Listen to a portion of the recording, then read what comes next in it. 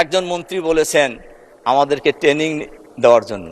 আমরা বুঝি না যে এই মন্ত্রণালয় কি বলে, পার্লামেন্ট কিভাবে চলে। আমি সেই মাননীয় মন্ত্রীকে বলবো, আমাদের মাননীয় স্পিকারের মাধ্যমে আপনার নিজের চেহারাটাকে আয়নাতে দেখেন। আমরা লড়াই করেছিলাম বৈষম্যের বিরুদ্ধে, আমরা লড়াই করেছিলাম একদলীয় শাসনের বিরুদ্ধে, কিন্তু আমরা লক্ষ্য করছি সরকারের বয়স তো খুব বেশি হয় নাই। ওনারা বলেছেন 2 মাস, আমরাও বলছি 2 মাস, বেশি দিন হয় নাই। কিন্তু বৈষম্য কি প্রতিষ্ঠা হচ্ছে? ইতিমধ্যে দলীয়করণ শুরু হয়ে গেছে। সকল বিশ্ববিদ্যালয়ের ভাইস চ্যান্সেলর পরিবর্তন করে দেওয়া হয়েছে। জেলা প্রশাসক জেলা পরিষদে প্রশাসক নিয়োগ করা হয়েছে। বিভিন্ন সিটি কর্পোরেশনে মেয়র নিয়োগ করা হয়েছে, প্রশাসক নিয়োগ করা হয়েছে।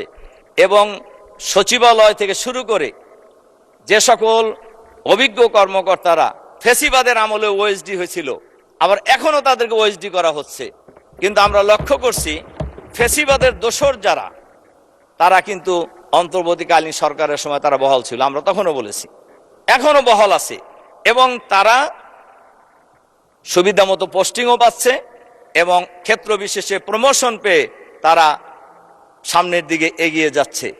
আর যারা এই 16 বছর 17 বছর নিষ্পেষিত হয়েছে, নির্যাতিত হয়েছে, ওএসডি ছিল, অনেকের চাকরি চলে গেছে, এই লোক এদেরকে আবারও ওএসডি করা হচ্ছে। এক্ষেত্রে এই স্বাস্থ্য বিভাগে বেশি করা হচ্ছে। ডাক্তারদেরকে বদলি করার ক্ষেত্রে একেবারে গণহারে এক জায়গায় তার এক জায়গায়।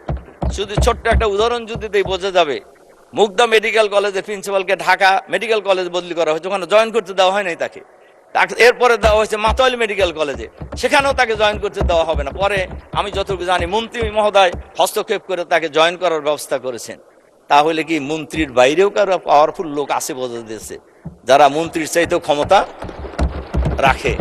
মাননীয় স্পিকার, এজন্য আমি সবশেষে আপনাদের মাননীয় স্পিকার, আসলে সব জায়গায় কিন্তু আওয়ামী স্টাইলে দেশ পরিচালনার একটা লক্ষণ দেখা যাচ্ছে, যেটা কারোর জন্যই, আমাদের জন্য ভালো নয়, দেশের জন্য ভালো নয়।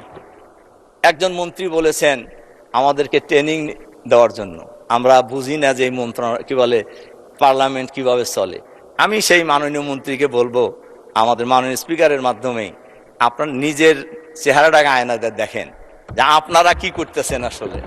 কাজেই বিরোধী দলকে সবক দেওয়ার চাইতে নিজেরা সবক গ্রহণ করা সবচেয়ে